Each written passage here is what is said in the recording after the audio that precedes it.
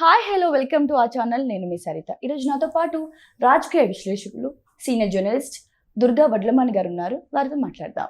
నమస్తే మ్యామ్. నమస్తే అండి.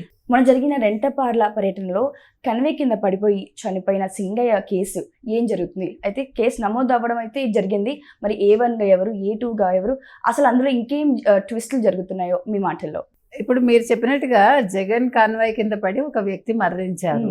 మొట్టమొదట ఏమనుకున్నారండి, జగన్ కాన్వాయ్ వెళ్ళిపోయాక ఉండే కారు కింద పడి, అంటే చక్రం కింద పడి ఒక ముసలతనికి దెబ్బలు తగిలితే పక్కకి లాగేశారు, అక్కడెక్కడో పొదల్లో పడేశారు. అతను కొన ఊపిరితో ఉన్నాక తర్వాత చనిపోయారు ఆయన అనేది న్యూస్ వచ్చింది, జరిగింది. అయితే మొన్న రాత్రి వీళ్ళకి ఒక వీడియో దొరికింది. ఎవరికి? పోలీసులకు వచ్చిన సమాచారం ఏంటంటే, ఈ చనిపోయిన సింగయ్య జగన్ కాన్వాయ్ కిందే పడ్డారు.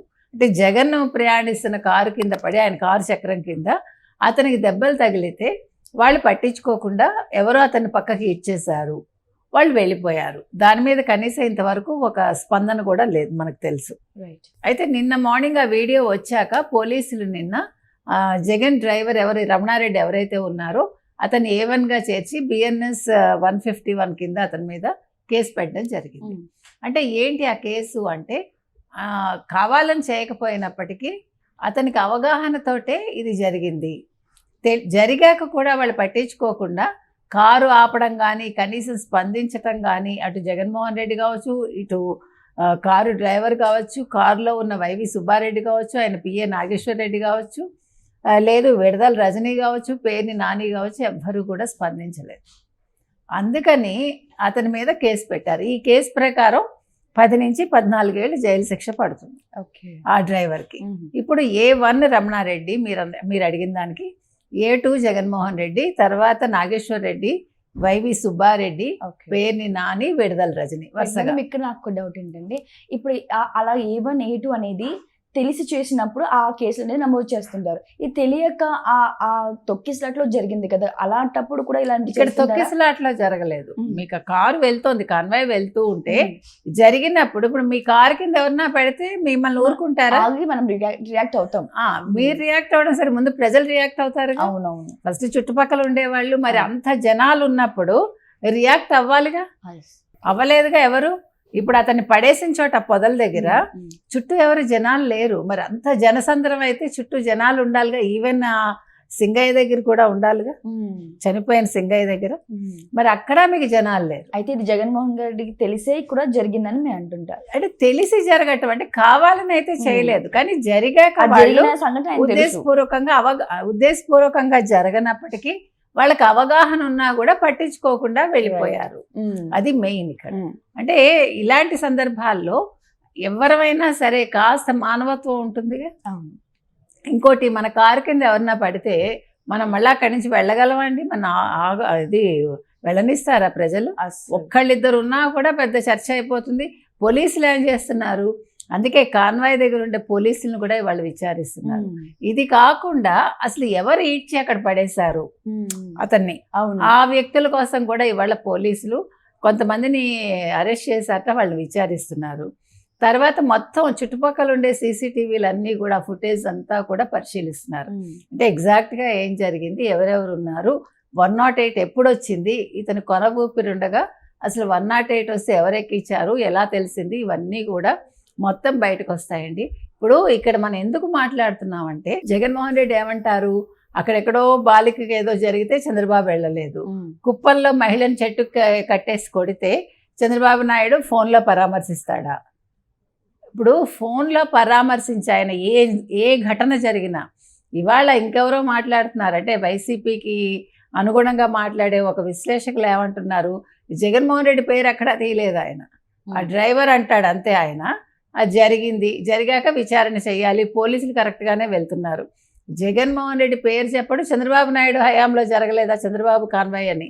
చంద్రబాబు గారు ఏది జరిగినా వెంటనే స్పందించారు, వెంటనే వాళ్ళకి ఏం చేయాలో చేశారు. అదేవిధంగా కుప్పం మహిళ విషయంలో కూడా స్పందించారు. వెంటనే ఫోన్ మాట్లాడి 5 లక్షల ఆర్థిక సాయం చేసి అప్పు తీర్చేయమ్మా అని పిల్లల్ని చదివించుకో ఆయన హామీ ఇవ్వటం జరిగింది. అంతే తప్ప ఇలా జగన్మోహన్ రెడ్డి లాగా తప్పించుకుని వెళ్ళిపోయి బెట్టింగ్లో చనిపోయిన వ్యక్తికి ఒక విగ్రహం పెట్టిస్తే ఆ విగ్రహావిష్కరణకు ఆయన ఏం వెళ్ళలేదుగా. అంటే ఎక్కడ శవం ఉంటే అక్కడ వాలిపోతాడు తప్ప, మరి అలా వాలిపోయే వ్యక్తి సింగయ్యని ఎందుకు పరామర్శించలేదు? ఇవాళ ఈ కేసు కూడా ఆవిడ ఎవరు, సింగయ్య భార్య మేరీ అని ఆవిడ పెట్టారు ఈ కేసు. నా భర్తకి ఇలా అన్యాయం జరిగింది, నా భర్త పడింది ఆయన కారు కిందే అని. అప్పుడు పోలీసులు కేసు నమోదు చేసుకున్నారు. ఇదే ఊరికే ఎవరో చెప్తే చేయరు కదండి. ఆయన భార్య చెప్తే కేసు పెడితే అప్పుడు దీని మీద విచారణ చేస్తున్నారు. ఇప్పుడు దీని మీద ఉన్నతాధికారులు అందరూ కూడా దృష్టి పెట్టాలి కూడా. ఎందుకంటే జగన్మోహన్ రెడ్డి మామూలు మనిషి కాదు కదా. నేను చాలా ప్రత్యేక వ్యక్తిని అంటాడుగా ఆయన. ఒక ముఖ్యమంత్రిగా పనిచేసి ఒక ఎమ్మెల్యేగా ఉండి, మరి విడదల రజని లోపల ఉంది, పేర్ని నాని ఉన్నారు, వైవి సుబ్బారెడ్డి ఉన్నారు, వాళ్ళ పిఏ అతను ఉన్నారు. మరి వీళ్ళందరూ ఏం చేస్తున్నారు? ఇప్పుడు ప్రతిదానికి ఒక ప్రెస్ మీట్ పెట్టి అందరినీ నిలదీస్తారు కదా. ప్రతిదానికి చంద్రబాబు నాయుడు ఏం చేస్తున్నారు, పవన్ కళ్యాణ్ ఏం చేస్తున్నారు, ఎక్కడా కనిపించట్లేదు, రావట్లేదు నేను శ్యామల అంటుంది. ఇప్పుడు శ్యామల మాట్లాడాలి. ఇప్పుడు జగన్మోహన్ రెడ్డి తప్పు చేశాడా ఒప్పు చేశాడా అని రోజా మాట్లాడాలి. వీళ్ళందరూ ప్రెస్ మీట్లు పెట్టి ఇవాళ వీళ్ళు వివరణ ఇవ్వాలి. ప్రతిదానికి ఇప్పుడు సూపర్ 6 అమలైతే అమలు అవ్వట్లేదు అని బోగస్ అంటారు వీళ్ళు. ఇక్కడ ఒక మనిషి చచ్చిపోతే వైసీపీ వాళ్ళందరూ స్పందించకుండా నిద్రపోతున్నారా? అది మన ప్రశ్న. కాబట్టి ఇవాళ జగన్మోహన్ రెడ్డి దీనికి ఆన్సర్ ఇవ్వాలండి.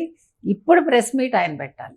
ఓకే, నువ్వు తప్పు చేసావా, ఒప్పు చేసావా, తప్పు జరగలేదా, నిజంగా నీ డ్రైవరు తప్పు చేశాడా లేదా, నీ కారు కింద పడ్డాడా లేదా సింగయ్య, పడకపోతే దానికి విజువల్స్ చూపించండి, పడితే ఎందుకు పడ్డాడు, మీరు ఎందుకు పట్టించుకోలేదు, దానికి వివరణ ఇవ్వాలి. ఎందుకంటే ఒక కొమ్మినేని అరెస్ట్కి స్పందించి ఆ కొమ్మినేని వెనకేసుకొచ్చి ఇవాళ ఏంటి అమరావతి రాజధాని మహిళల్ని ఒక మాట అంటే దాని మీద స్పందించకుండా మహిళల్ని అలా అండం తప్పు అని చెప్పలేదు. ఇవాళ మహిళా కమిషను కేసు బుక్ చేసింది మహిళల్ని కించపరిచినందుకు. అందుకని ఇలాంటి విషయాల్లో మాత్రం సరైన శిక్ష ప్రతి ఒక్కడికి పడాలండి.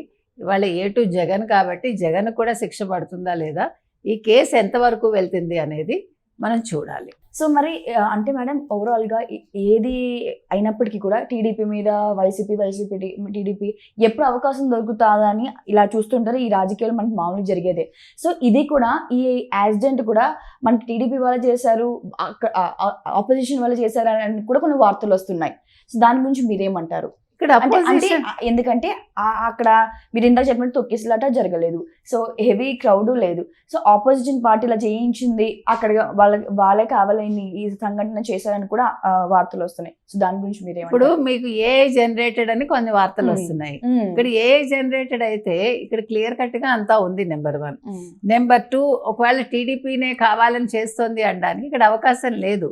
ఎందుకంటే వైసీపీ వాళ్ళు వెళ్తున్నారు, వద్దంటే ఇంతమంది జనాలు వచ్చారు, ఇన్ని కాన్వాయ్ పెట్టుకుని ఆయన వెళ్ళాడు, దీనికోసమే వద్దని చెప్పింది పోలీస్ యంత్రాంగం. మీరు ఎక్కువ మందితో రాకండి, క్రౌడ్ పుల్లింగ్ ఉంటుంది అంటున్నారు, మీరు కంట్రోల్ చేయడం కష్టం అంటే మీరెవరు నాకు ఎదురు చెప్పడానికి వెళ్ళినందుకు. ఇవాళ అసలు అక్కడ టీడీపీ వాళ్ళు లేరు, టీడీపీ వాళ్ళు చేయలేదు. క్లియర్గా మీకు వీడియో ఉంది, ఫుటేజ్ అంతా దొరికింది. కాబట్టి ఇక్కడ వీళ్ళు కావాలని ఇవాళ టీడీపీ మీద ఏదైనా ఆరోపణలు చేద్దామన్న అవకాశం లేదండి. అదే నిలబడదు. ఖచ్చితంగా ఇది జగన్మోహన్ రెడ్డి, పివి రమణారెడ్డి ఎవరైతే ఉన్నారో అతను చేశాక అతను అవగాహన ఉన్నప్పటికీ కూడా పట్టించుకోకుండా వెళ్ళిపోయాడు. ఈ రమణారెడ్డి ఏ కానిస్టేబుల్గా అక్కడ తిరుపతిలో చేసేవాడు, ఇక్కడ 14 సంవత్సరాలుగా ఈయన డ్రైవర్గా చేస్తున్నాడు, కార్ డ్రైవర్. కాబట్టి ఈ విషయంలో మాత్రం వీళ్ళు తెలుగుదేశాన్ని అనటానికి అవకాశం లేదు, అంటే కూడా అది నిలబడదు. Thank you madam, thank you so much. Thank you.